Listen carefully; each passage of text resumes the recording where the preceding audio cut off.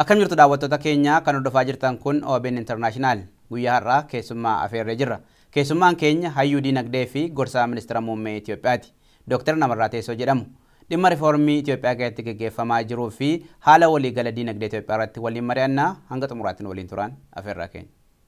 Dr. Namarraa Maammoo Finfinnee irraa toora Skype irratti argamtanii nu waliin mari'achuuf qophaa'uu keessaniif hedduu galatoomaa. Allee waan affeertanii guddaan isin galateeffadha. Isin gorsaa ministira muummee Itoophiyaatti dhimma diinagdee irratti guyyaa irraa kan mari'annu hedduu isaa dhimma diinagdee irratti mari'annaa. Isa dura garuu kitaabni Dr. Abiy barreessan kan ida'amuu jedhu sun yeroo isin ibsa kennitan hordofnee turre. Kitaabni sun dhimma diinagdee of keessaa qaba barreeffama sana keessatti asirraa eegallu. Eeyyee dhugaadha.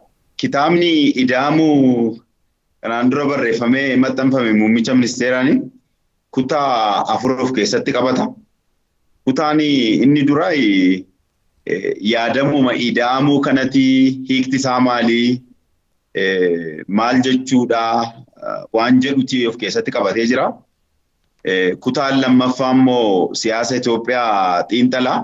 Siyaasa Itoophiyaa xiinxaluudhaaniti yaada furmaataa ka'a.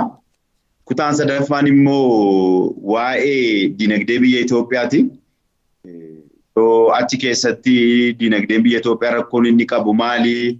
Kaleessa daandii akkamiirra deemnee dhufne? Amma rakkoo akkamii keessa jirra? Rakkoo jiru kan akkamiin furraa? Egeree diinagdee biyya Itoophiyaa akkamiin gaggeessina waan jedhu kan achi keessatti ilaalamu. Kutaa arfaffaa keessatti immoo dhimma ajaa'ilaa Itoophiyaan biyyoota ollaadhaa fi akkasumas sadarkaa idil addunyaatti qabduti. Xiinxala jechuudha kutaa 4 akkasitti ree olumaa gala boqonnaa 16 kan qabu kitaabni kun. So dhimmi diinagdee achi keessatti bal'inaan kan kaa'ame keessaa isa tokko.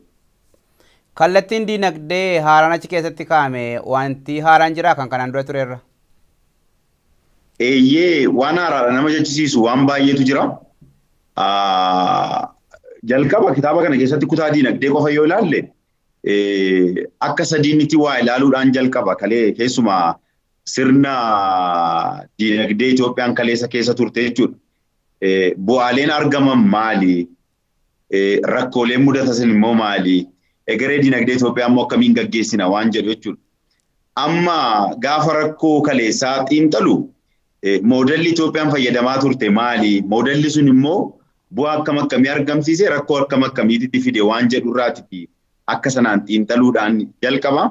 So departurein guddaan amma achi keessatti arginu sirni diinagdee Itoophiyaan kaleessa hordoftu irra guddasaa hirmaannaa mootummaatiin kan dhufedha.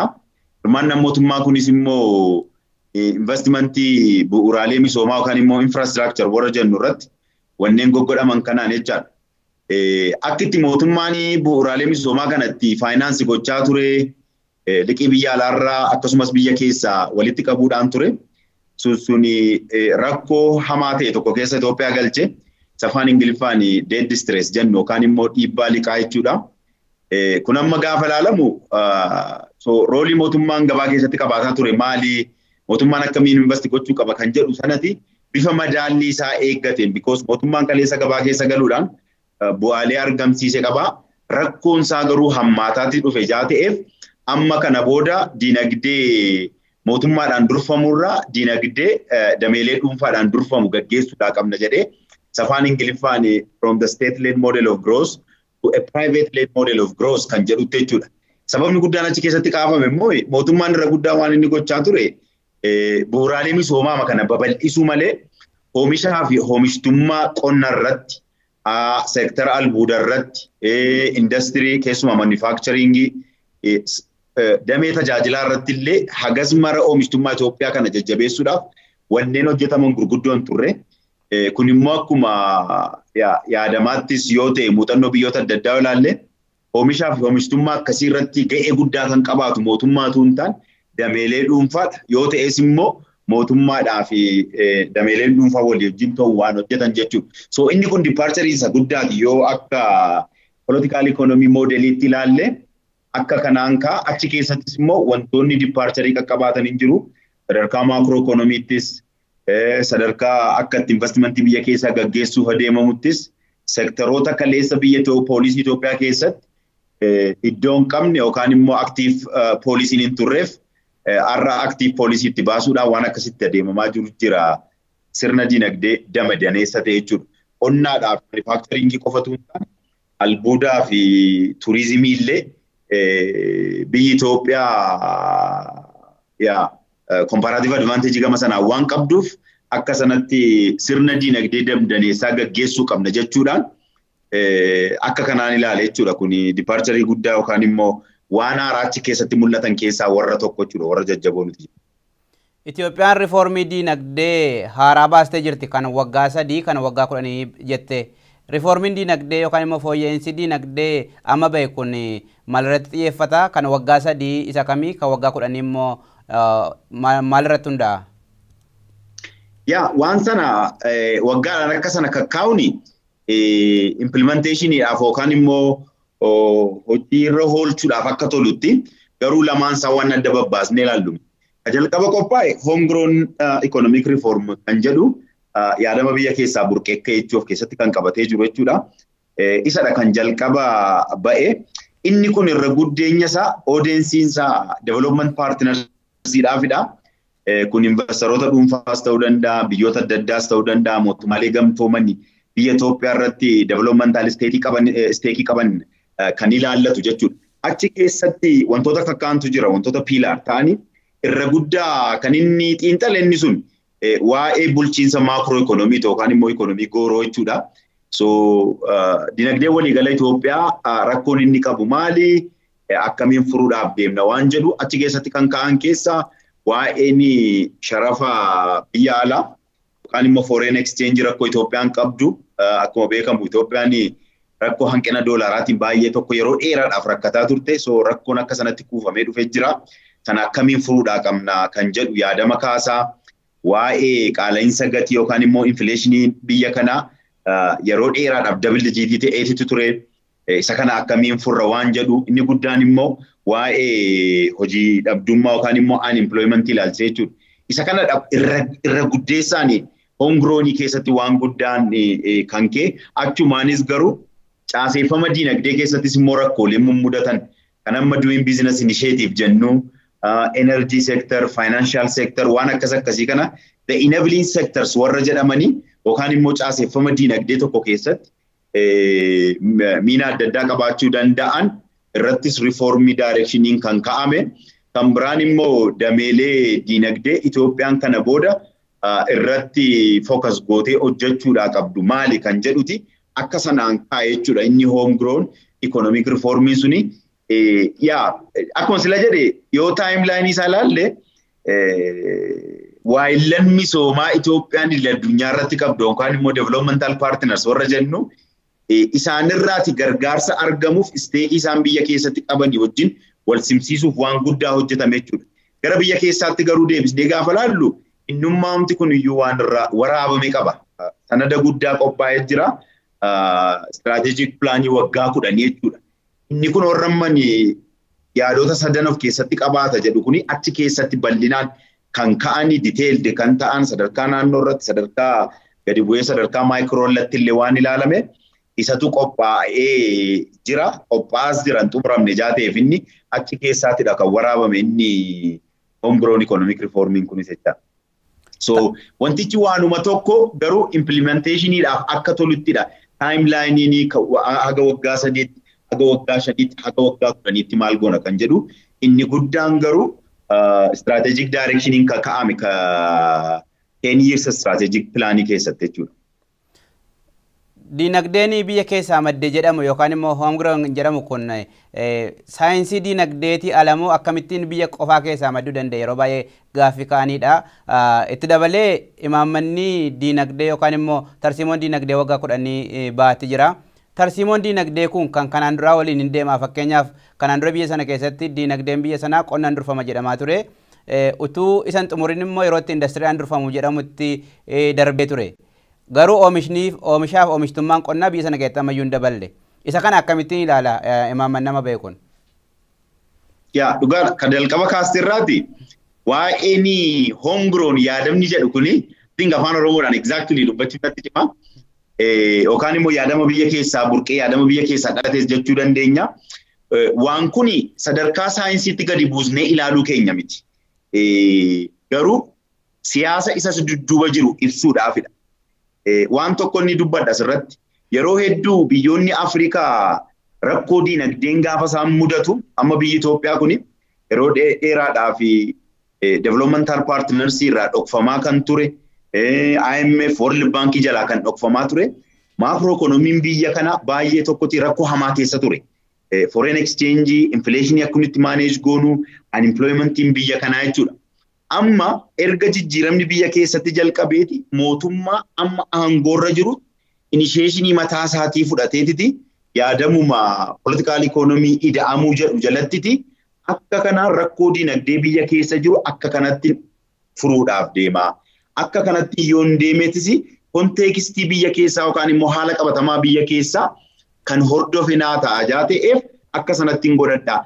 Fakkeenyota bara 80-90 keessa olaalle dhugaadhaan amma yeroo baay'ee namoonni structural adjustment programmiidhaan hojii ol qabsiisanii warra IMF warra World Bankiitu harka micciiruudhaan hojjechiisan biyyoota Afrikaa kan waan jedhu sanarraati clear kan ta'e ownershipiin programmii kana abbaani rifoormii kana mootummaa Itoophiyaa biyya Itoophiyaa ummata Itoophiyaa ta'uu isaa reflect gochuuf yeroo sadarkaa saayinsiitti gadi buustee haasofte dhugaadha wanti macro inflationii gaasaasoon inflationii kana Itoophiyaa qofa miti kan rakkoo keessa ture biyyoonni adda addaa muuxannoo biyya adda addaa irraallee qooddatamee fudhatamuudhaaf deemama jechuudha. Rakkoon isa miti amma institutionii akkamiidhaan political landscape akkamiitti gaggeessita eenyudha waan kana ka dursa fudhatu politically jechuudha. Isa kanadha homegrown yaadamni jedhu inni guddaan irra jiru yaadamni isaa biyya keessaa burqe fedhiin isaa biyya keessaa burqe isa kana arganiiti warra akka IMFs warra akka World Bankis mootummaan Awurooppaas biyyoonni tokko tokko bilateraalii waan kana deeggaruudhaa qabna jedhaniiti akka sanatti adeeman jechuudha. So isa sana akka sanatti haa hubannu. Kan biraan waa'ee strategic plaanii qophaa'aa jiru keessatti wantoota adda ta'an baay'eetu jira. Keessumaa amma dubbii ati sila kaastu waa'ee qonna yoo fudhanne dhuguma waa'ee revolutionary democracy Itoophiyaa yoo fudhanne ilaalle amma waggoottan 30 darban at least biyya erga mootummaa aangootti dhufe yaadee jechuudha. Qonnaaf dursa kenna ture. Qonna misoomsuudhaan gara industrializationiitti ceenaa imaammata jedhu qaba ture. Kunis ADLI isa jedhu agricultural development led industrialization kan jedhu. Amma waan sana akka political ideologiitti moodalatti haa fudhatamu malee haalli qabatamaan biyya keessa jiru sanatti hin jiru. Amma qonnuma yoo fudhanne ilaalle oomishtummaan qonna biyya Itoophiyaa baroottan 90 keessa jiraniif arra jiranii addummaa guddaan qabu. Haalli jiru jireenya qotee bulaa biyya keenyaa akka isaan itti oomishan akka isaan itti waan oomishan gabaatti dhiyeessan gabaa biyya keessaas ta'u gabaa biyya alaatti oomishni adda addaa isaan dhiyeessan akkasumara waan jijjiirame qabu. So qonni Itoophiyaa ammallee isa afaan Ingiliffaan subsistency level jedhurra jira jechuudha. So rakkoon kana dudduuba jiru maalidha amma kitaaba ida'amuu kana keessatti wanti xiinxalame guddaan tokko jiru isa kana jechuudha. Maalinnis qonna qofa single out godhanii keessaa baasuun qofti ga'aan turre biyya Itoophiyaa keessatti. Qonni kun albuuda wajjin walitti hidhata qaba. Qonni kun dameelee tajaajilaa yookaan immoo service sector kan jedhu wajjin walitti hidhata qaba. Akkasumas darbee warreen akka agro industry warreen akka finance kana wajjin hidhata walitti qabu. So poolisii nuti baasuudhaan qabnu poolisii damdaneessate liinkii yookaan immoo walxaxiinsa sektoroota adda addaa gidduu jiru kana yoo hubanne poolisa sanaaf tolu sirreessine irraa kan hafe qonna qofa single out gochuudhaan rakkootu uumamaadha yookaan immoo imbaalaansiitu uumamaa. Imbaalaansiin biyya Itoophiyaatti uumame egaa isa kana jechuudha. Kanaaf amma yaadama amma jiru keessatti yookaan immoo yaadama ida'amuu keessatti multi sectoral growth approach yookaan immoo sirna diinagdee damdaneessa ta'e amma kaleessa albuunni Itoophiyaa oomishuudhaaf yookaan guddisuudhaaf poolisiin hin turre biyya Itoophiyaa keessa industrialization poolisii Itoophiyaa keessa jechuudha. Turizimiidhaaf illee akka sanatti kallattii waan ta'an jiru. Waa'ee manufacturing yoo ilaalle manufacturing keenya qonnaadhaa wajjin hidhata direct ta'e hin qabu ture biyya Itoophiyaa keessatti. Qonni sila haasa'uudhaan qabnu turre yeroo qonni misoomu industrializationiin dhufu jalqaba industirii warra akka agro industirii fa'aa ture jechuudha. Kanaaf illee poolisa yookaan immoo incentive structure gaarii mallee biyya keessa keenye waan ittiin deemne hin qabnu biyya Itoophiyaa keessatti. Rakkoon guddaan mudate sana jaateef amma akka sanaan itti dhiibuu qabna. Dhugaadhaa qonna ammayyuu kontribuutarii guddaadha sirna diinagdee Itoophiyaa keessatti. Garuu qonna qofa irratti xiyyeeffatamuudhaan qabu albuuda keenya amma fakkeenya fudhatu albuudaa fi qonna akkamii walitti hidhatu inni yoo fudhanne jechuudha. Poolisii adlii jedhamu sana keessatti amma yeroo abiyyootaawi dimokiraasii wanti godhamaa ture maali?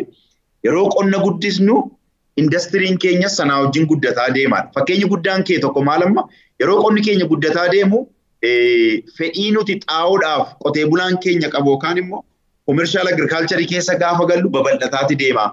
Sanaaf immoo xaa'oo sana biyya alaarraa galchuutu hin taane biyya keessatti oomishuudhaa qabna jedhameeti akka yaadaatti kan kaa'ame. Practically garuu haala qabatamaa biyya Itoophiyaa keessa yoo teessee ilaalte xaa'oon kun galteensaa guddaa albuudarraa dhufa. Nuti garuu albuudaadhaaf illee active mining policy hin qabnu turre kaleessa Itoophiyaa keessatti. Akkamiin albuudni keenya industirii wajjin walitti hidhata, akkamiin albuudni keenya qonna wajjin walitti hidhata waan jedhu poolisii holistic ta'e akkasii hin qabnu turre jechuudha. Amma kanaafidha yaadama ida'amuu keessatti sektaroota kana hundumaa walitti fiduudhaan multi sectoral growth approach follow gochuudhaa qabna.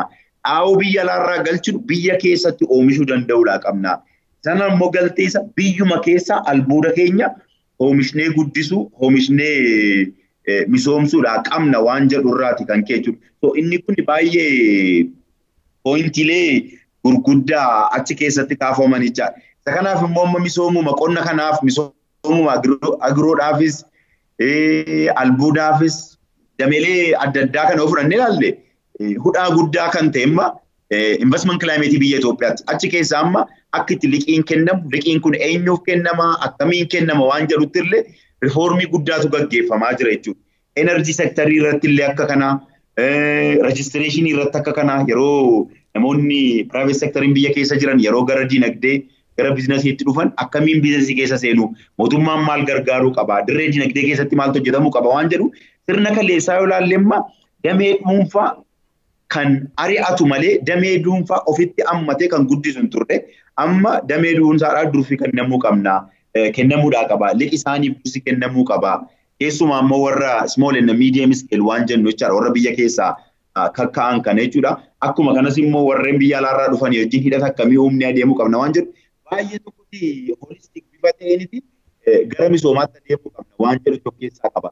Qonna qofa singilaan biyya Itoophiyaa keessatti akka structural transformation hawwamu sana hin finne atiinki haalli qabatamaa biyya Itoophiyaas keessa jiru daataan jirus sanuma ibsa jaateef amma inni kun yaadama ida'amuu keessatti dipaarcharii isa guddaa ta'e.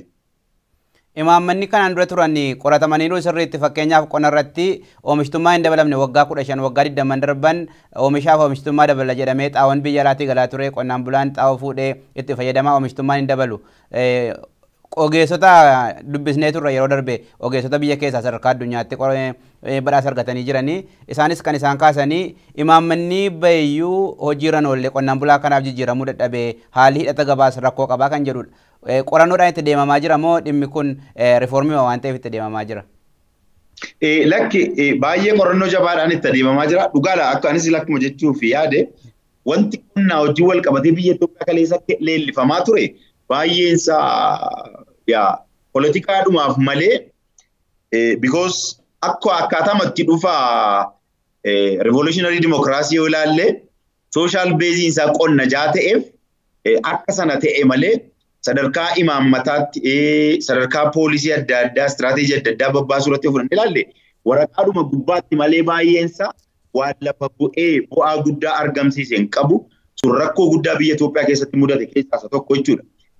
Amma garuu haalli jiru dhugaadha amma at the early stage jirra. Rifoormiin akka barbaachisu waliigalameera biyya keessatti. Rifoormiin kun immoo sirna diinagdee qofatu hin taane walumaa gala politikaal ikonomii Itoophiyaa keessatti. Achi keessatti amma wanti guddaan biyya keessatti mul'ataa jiru maali? Sektoroota adda addaa amma for example yaadama ida'amuu keessatti waa'ee ejensii waan kaasu tokko qaba. Ejensiin kun maali? Taatonni diinagdee keessa jiran kun amma eenyu waan jedhu jechuudha. Amma kaleessa fudhannee ilaallu waan hundumtu mootummaadhuma qofaan ta'a. Ka qorannaas godhu, ka riisarcha isaa jechuudha godhu, ka poolisii baasu mootummaadhuma ture. Gabaan kun gabaa bilisaan turre biyya Itoophiyaa keessatti. Keessumaa beekumsa, research, evidence produce gochuudhaan sektarri guddaan beekamu dameelee barnootaati jechuudha. Dameelee barnootaa gaafa jennu research institutions think tankii kana faa dabalatee jechuudha. Amma biyya Itoophiyaa keessatti yeroo gabaabaa kana keessatti wanti mul'ataa jiru maali?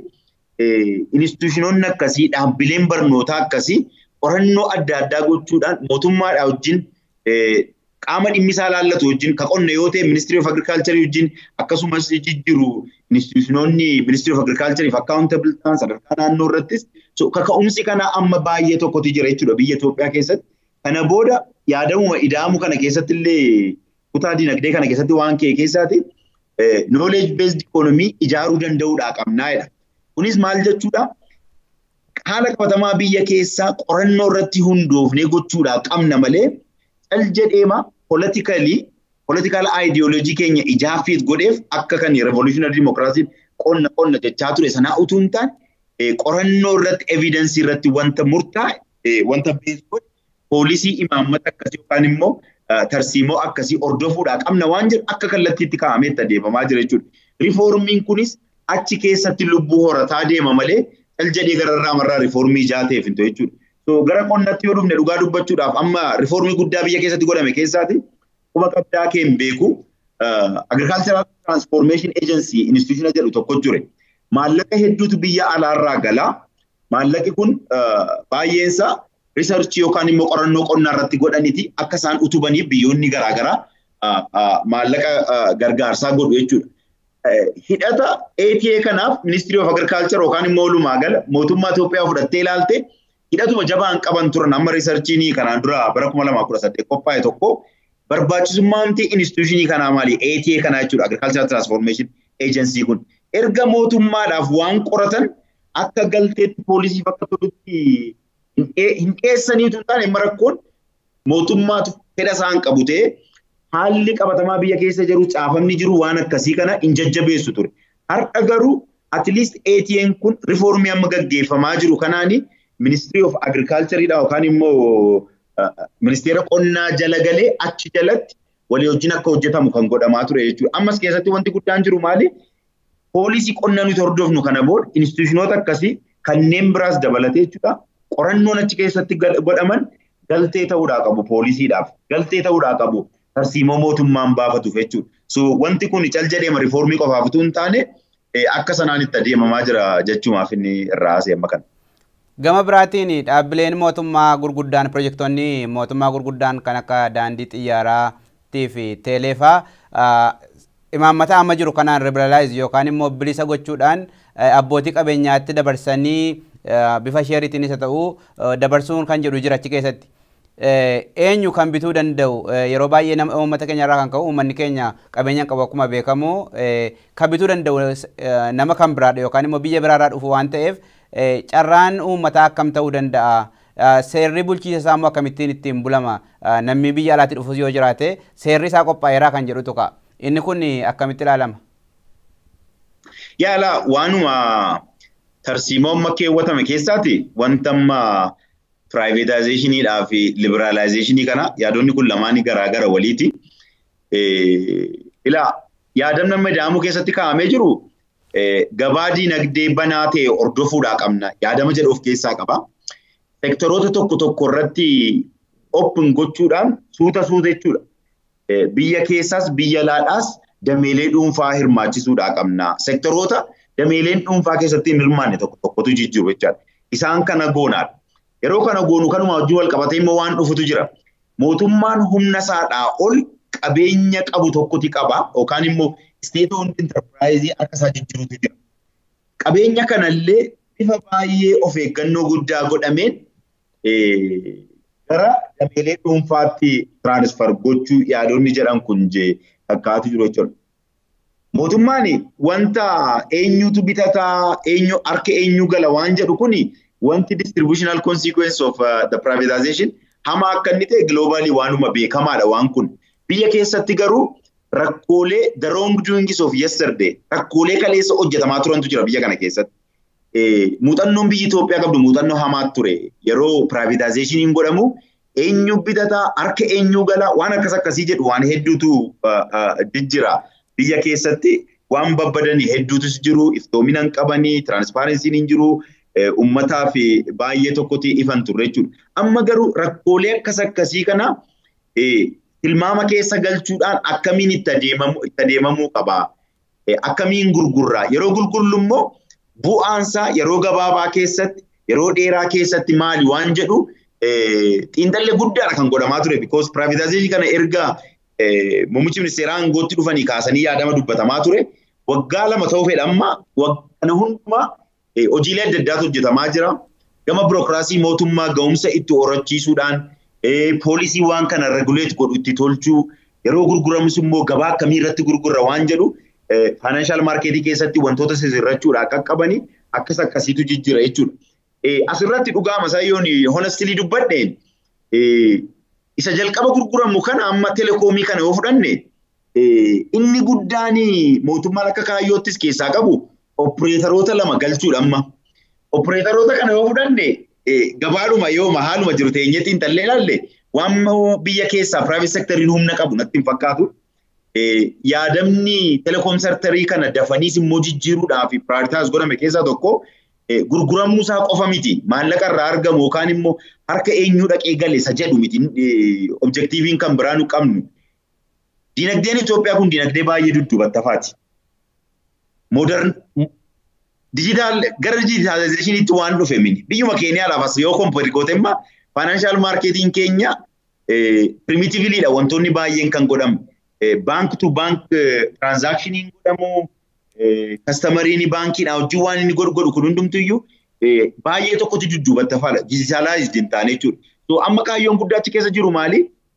Yeroo liberalize gochaa warreen muuxannoo gurguddaa qaban opereetaroo gurguddaatti biyya Itoophiyaa keessa galchine teknooloojiikaal tiraansfariin sun dinagdee Itoophiyaa digitalize gochuu irratti roolii guddaa qaba jedhamee tilmaama akkasiidhaan waan godhame jechuudha kan telekoomurraa.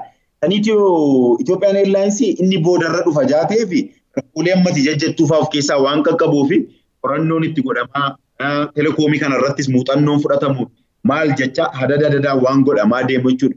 Ka sukkaaraas akkasii, ka enerjii sektarii akkasii akka kanaan itti adeemamaa jira jaatee fi baay'ee tokko of eeggannoo guddaan akka godhamuuf regulaatorii boodiin isaanii qophaa'aa jira. Iftoomina akkamiidhaan itti gabaa maarkeetii akkamii keessatti yookaan immoo kaapitaal maarkeet kan jedhamu bakka sheeriin nagadamee gurguramu tiraanspaarensii gochuudhaaf waan akkasii kana irratti hojjetamaa jira jaateef sodaa sana haga tokko hin hir'isa kan jedhuti jira. Garuu immoo walumaa gala diinagdeedhaan bu'aa guddaa qaba jedhamee tilmaama akkasiin itti adeemamaa jira jechaadha. Diinagdeen gabaadhaan durfamu yeroo hedduu akkuma akkasiin jettan cimina guddaa qabu guddina biyya keessatti gahee qabu lafni itti hanqina qabus jira. Amma fakkeenyaaf biyyoota akka Ameerikaa fa'aa kana keessatti yoo fudhattan gabaadhaan durfama jedhama. Diinagdeen biyya kanaa harka namoota muraasaa galee gama biraatiin biyyuma keessatti iyyuu immoo yoo hin gurgurama ta'e gama uummata keenyaatti yoo dhufne uummanni keenya lafumaaf humna kan inni qabu hamma ammaatti maallaqa kuufatee hin qabu bituudhaaf yookaan immoo dorgomaa ta'uu hin danda'u kan jedhutu ka'a. Okay. Yaa dhugaadha baay'ee wanta sirna diinagdee gabaan durfamu waan jedhu kana amma kitaaba ida'amu kana keessatti wanti bal'aan xiinxalli godhame tokko isa kan amma daayikootomiidhaan waa ilaaluun kun agam tokko nu fayyadaa kan jedhu. Daayikootomii jechuun kun maali? Afaan Ingiliffaan false dichotomy dilemma waan jedhamu waa tokko isa kana yookiin isa kana jedhanii kaa'uu jechuudha. Amma akka fakkeenyaatti yoo fudhanne ideoloojiin lama wal mormaa ba'e maali? Gabaan isa durfamuu fi isa mootummaan durfamu waan jedhamu jechuudha. Sirna abiyyoota dimokiraasii keessatti jalqaba bara 2000 biyyi Itoophiyaa developmental state kana yeroo hordofuudhaaf itti kaatu muummichi ministeeraa duraanii Mallas Zeenaawwii waan barreesse kitaaba barreessan keessatti isa kana kan isaan dubbatanii ka'anii so achirratti sirni diinagdee gabaadhaan durfamuu Afrikaadhaaf hin tolu inni dead endidha. Mootummaa dhumti qofti rakkoo structurally biyya keessa jiru deebisuudhaa qaba jedhamee akka kanatti false dichotomiidhaan kan kaa'ame jechuudha. Muuxannoo biyya Itoophiyaa dhufne ilaalle mootummaa dhumti kun iyyuu immoo completely gabaa keessa galuudhaan dhugaadha bu'aa dhufan jiru isa sana adda baafatanii tikfachuun gaariidhuma yaadama daamuu keessattis wanti godhamaa jiru isa kana garuu immoo rakkoolee kuufamaa dhufantu jiru. Mootummaan gabaa keessatti akka sanaan hirmaachuudhaan kuufama liqii biyya Itoophiyaa irra jiru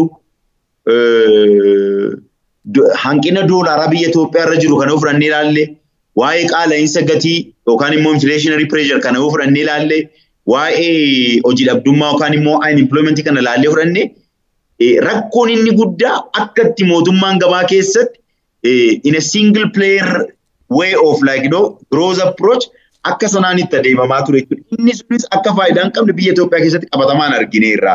Kanaaf kana booda maal godhamuudha qabaadha. Dhugaadha rooliin mootummaa baay'ee beekamuudha qaba sirriitti biyya Itoophiyaa keessatti seeraan itti tumamuu qaba. Regulatory body'n itti tolfamuu qaba. Institutiona jajjabaa tolchamuudha qaba. Burokraasiin mootummaa jabaachuudha qaba kan jedhu rifoormii kana keessatti waan irratti hojjetamaa jiru jechuudha. Utumanni kun godhamu immoo suutuma suuta bifatti dameelee dhuunfaa biyya keessa jiran isa kana gaama namoonni tokko tokko sirna gabaadhaan durfamu jedhanii kaan jechuudha. Anuma damee dhuunfaadhaan godhamu kana jechuudha. Kanaaf isa kana false dichotomy akkasiidhaan deemuun hin baasu. Amma biyya Chaayinaa fudhannee ilaalle amma namoonni baay'ee yeroo baay'ee hin kaasu waan kana. Biyya Chaayinaa kana maal jenneetii amma explain godha. Sirna diinagdee gabaan durfamu moo kan isa mootummaadhaan yookaan immoo command economy jennee yoo ta'e baay'ee tokkotti sitti cima. Muuxannoo Jaapaanii illee yoo ilaalle akka kana kan South Korea fa'aa kana illee yoo ilaalle jechuudha. Kanaaf sirni gabaadhaan durfamu akka inni hiyyeessa hin miine akka inni saba bal'aa hin miine godhamuun kan danda'amu institutiona jabaa yookaan immoo burokraasii jabaa seera jabaa regulationii jabaa tolchanii sanaan mootummaa jabaa strong state ijaaruu danda'udha. Strong state that's accountable to the public. Malee paartii guddaa ijaaranii kan akka yaadee kanaan gochuun kunis hamma akkamii qabu akkasiin ilaalame jechuudha. So isa sana akka sanatti ilaaluu waan dogoggoraati jedheen personaalii amananii rakkoon akkasii hin mudanne barbaachisa. Wanni guddaan irratti hojjetuu qabnu institutionii akkamii ijaaraa jirra, political institutionii akkamii ijaarraa, economic institutionii akkamii ijaarraa kan jedhu kana ilaaluudha jechuudha. Inni kan biraanati kana wajjin wal qabdee kaaste dhugaadha laa. Uummanni keenya rakkoon diinagdee inni qabu baay'ee hamaadha. Garuu immoo waan kana akkamiin adrees gochuu dandeenya waan jedhu kana akka long termiitti ilaalamuudha qaba jedheen personality ilaalanii. Amma sila waan sira haasofnu jira, wanna qonna haasofnu jira, waan albuuda haasofnu jira, wanna turizimii haasofnu jira, waa'ee agro industry yaadama ida'amu kana keessatti dursi kennamee fi hojjetamaa jirutu jira jechuudha. Amma kana yoo fudhattee ilaalte dhuga dubbachuudhaaf the predominant contributor regionidha yoo teessee ilaalte amma naannoo Oromiyaadha. So poolisii jallataa ta'e tolchuudhaan, poolisii kaleessa hamaa ta'e tolchuudhaan yoo sirreessinee poolisa kana qajeelchinee sirriitti oolchine institutiona kaleessa hidhaatee qabee jiru sana yoo korreekti goone rifoormii kana keessatti tolchaa adeem I think dhuga dubbachuudhaaf naannoon Oromiyaa akkuma contribute sana gootutu irraa hirmaatti jechuudha. Namni Oromoos akkuma kana jechuudha. Namni Oromoos akkuma kanatti diinagdeedhaan humnaa'aati dhufa. Kana gaanni transitionii nuti jennu structural transformation jennu. Oomisha nuti qabnu kan akka qonna irratti albuuda irratti sanarraati gara modern industryitti modern agro industryitti manufacturing'itti dhufuu qabna yeroo jennu long termii keessatti akka kanaan rakkoolee adjusted ta'aa deemanii of keessaa qabajaa ta'eef rakkoo qonna biyya Itoophiyaa furre jechuun rakkoo qonna Oromiyaa furre jechuudha.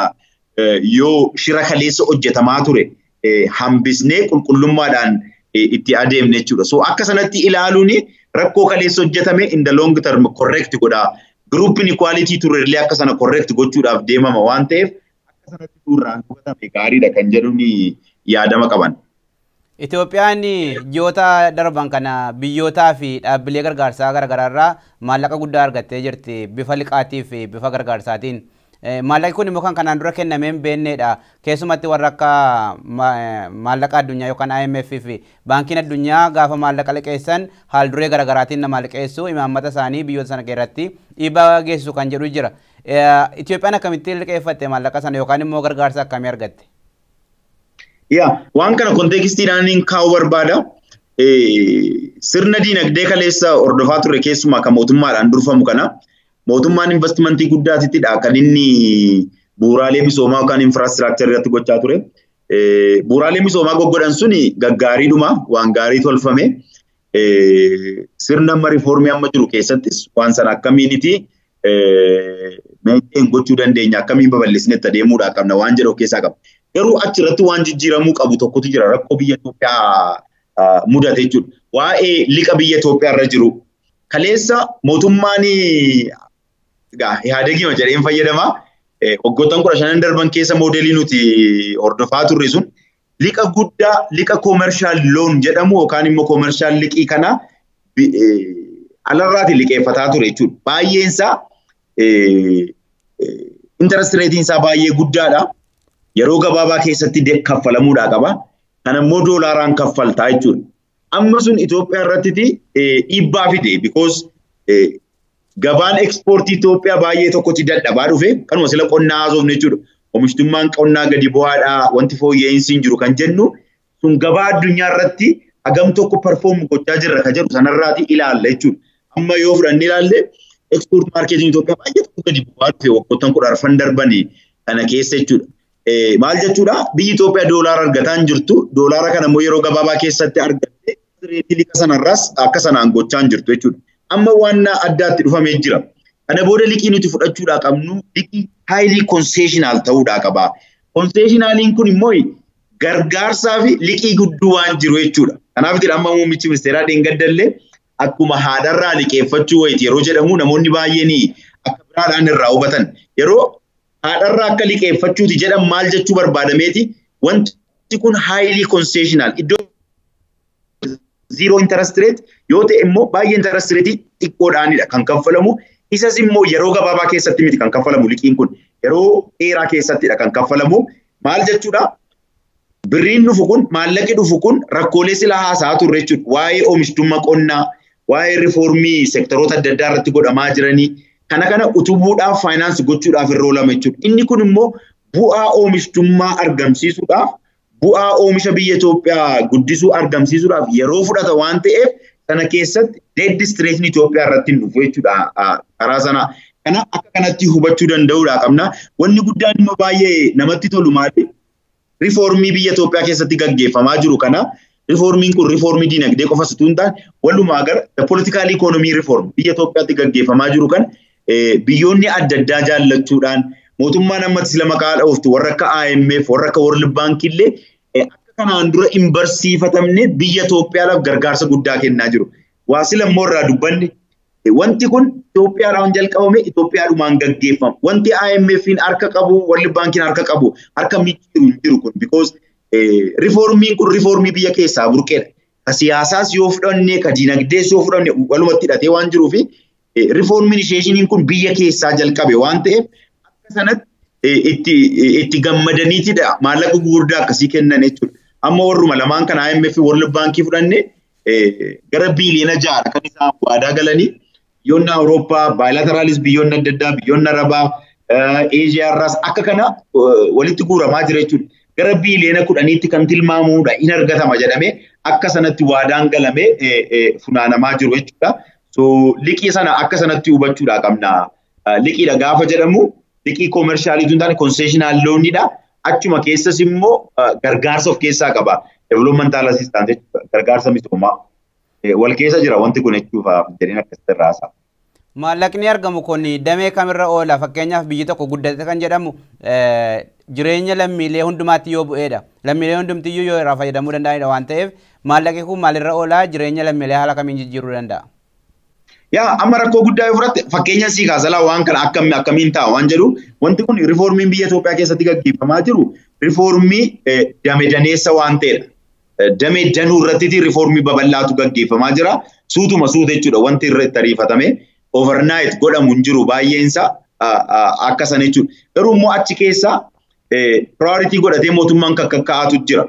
Amma waa'een hojii dhabdummaa fi qaala'insa hojii gatii amma guddaadha biyya Itoophiyaa keessatti. Isa kana amma furuudhaaf qonna irratti danqaa yookaan immoo gufuu ta'anii waan jiran sadarkaa biyyoolessaa haga sadarkaa gadiitti naannootti hojiilee hojjetamuudhaa qabantu jira jechuudha. Rifoormii gaggeeffamaa jirantu jira. Amma achi keessatti rifoormii kana lafa buusisuudhaaf financial support adda addaa nama barbaachisa. Institutionalis yoo ta'e capacity wise yoo ta'e jechuudha. Kanaaf illee maallaqa ooluu danda'uudha rifoormii sana babal'isuudhaaf. Kan biraan immoo galtee biyya alaarraa galchinu jira. Oomishtummaa qonna kana guddisuudhaaf kan agro industirii, kan manufacturingii, kan sektoroota adda addaa kan jechuudha. Dameeleen dhuunfaas ta'e mootummaan sektara sana keessatti hirmaataa jiran hanqinni doolaaraa isaan mudate rakkoo hamaa keessa galchaa jira biyya Itoophiyaa kana jechuudha. Galteen kun immoo inni input jennu kun biyya alaarraa bitameen dhufu yoo ta'e kun capital goods ta'uu danda'a, intermediary galtee akkasiis ta'uu danda'a. Kanaaf amma doolaara si barbaachisa jechuudha. So maallaqni dhufu kuni tarafa biyya alaa biyya Itoophiyaa qabdu sana haga tokko cinqii sanarraati ishee furuudhaan waan akkasii faarra oolchuudhaaf deemama. Inni kun immoo maal fidaa? Oomishtummaan biyya keessaa akka babal'atu, carraan hojii uumamu akka sanaan dhufa, akka sanatti dhagaa suutuma suuta gara lammiilee fayyaduutti, gara biyya fayyaduutti, uummata fayyaduutti gadi buufamaa adeemu jechuudha. Kana galmaan ga'uu fi biirokraasii hojimaata mootummaa keessa jirus ta'ee abbootiin qabeenyaa biyya sana keessaas akkamittiin qabeenya horatanii wanti jedhus gaaffii baay'ee kaasa waan ta'eef akka maallaqni kun hin qisaasamneefis ta'ee bakka barbaadame akka ga'uuf maaltu kaa'amee jira? Yaa wanti guddaan siin jedhe corruptioniin, malaammaltummaan, rent seekingiin wantoonni rakkoon akkasii kun biyya Itoophiyaa kan akka maleetitti xaxanii qabanii turan jechuudha. Sana keessaa immoo wanti guddaan ture akka itti EPRDF yookaan du'aayin kun sirnuma diinagdee kanatti gaggeessaa ture jechuun waan walitti qabatu jechuudha. Sanarratti amma rifoormii guddaatu gaggeeffamaa jira. Poolitikalii jalqabe rifoormiin kuni gara immoo mootummaatti gara steetiitti gadi buufame kaappaasitii mootummaa yookaan immoo biirokraasii kaappaasitii mootummaa jajjabeessuu, business practice mootummaan tokko qabu sisirreessuu, doing business initiative biyya keessatti fudhatamaa jiru kunillee iftoomina yookaan immoo transparency biyya keessa jijjiiru kan hagas mara akka sanatti sisirreessaatti dhufaa jira jechaadha. Akka itti mootummaan illee kaleessa liqatti kennu, liqa fudhatu, state owned enterprise mootummaan akka isaan itti gabaa keessatti participate godhan kana hundumaa irratti kana inni sila jedhe rifoormii damdaneessa godhamaa jira jaateef amma rifoormii sana keessa jirra jaateef akkasuma nutti mul'achuu dhabuu mala ta'a. Garuu wantoonni akkasii kana sirreessuudhaaf regulaatorii kaappaasitii mootummaa, to'annaa mootummaan diinagdee keessatti godhu, olaantummaa seeraa kabachiisuu irratti gama diinagdee keessatti gama akkasiidhaan waan godhamaa jiru irratti hojiilee hojjetamaa jirantu jira jaateef kun hundumtu rakkoolee akkasii qisaasamni kun akka hin taane hir'isaatti adeemuudhaan rakkoo kana dhabamsiisuu danda'ama jedhamee akka sanaan godhamaa jira. Kun immoo sadarkaa Ministry of Finance, sadarkaa National Bank of Ethiopia, Commercial Bank of Ethiopia, mootummaaleen Ministry of Industry, Ministry galiiwwanii wantoota akkasii irratti rifoormii garaagaraatu gaggeeffamaa jira jechuudha. Wantoota akkasii kana Westii akkasii kana hambisuudhaaf waan godhamaa jiru jaateef of eeggannoo guddaadhaan irratti hojjetama. Haalli qabatamaa amma biyya Itoophiyaa keessa jirus sanuma agarsiisa. Gara sanadhas kan inni adeemamaa jiru jechaadha. Dr. Namarraa Teessoo hayyuu diinagdee fi gorsaa ministeera muummee dhimma diinagdee irratti jechuudha. Finfinnee irraa toora Skypeetiin argamtanii marii bal'aan wajjin gaggeessaniif hedduu galatooma. Anis waan asirratti na affeertaniif guddaan isin galateeffadha. Hedduu galatooma.